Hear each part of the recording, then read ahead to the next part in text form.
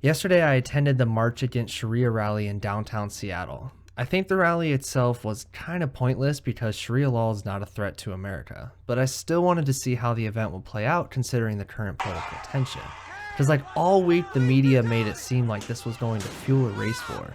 Instead, it was rather peaceful. I mean, there was a few fights at the end that led to 3 arrests, I believe, and there's a little bit of pepper spray thrown, but it's worth noting that there were much more people, like at least 5 or 6 times more people protesting the event than there were actually taking part in the rally.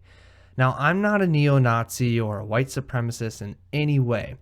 I am strongly against that ideology and have zero sympathy for racist scum. That being said, I am a strong supporter of free speech. And the people that came to the rally to protest were not interested in discussing ideas.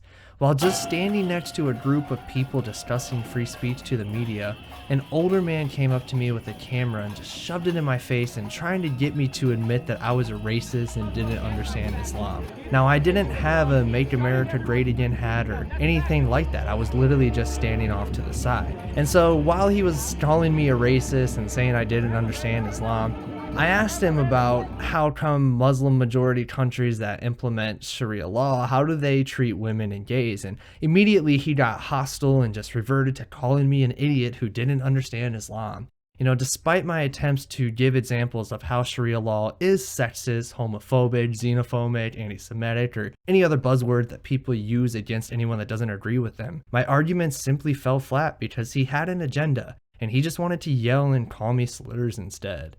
And that's the problem with today's society and our current political climate. Because at the end of the day, both sides have so much in common.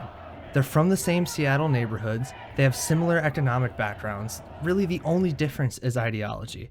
And we need to be able to talk honestly about these big issues. And shutting down free speech is not the way to go. Shutting down free speech is fascism. Period.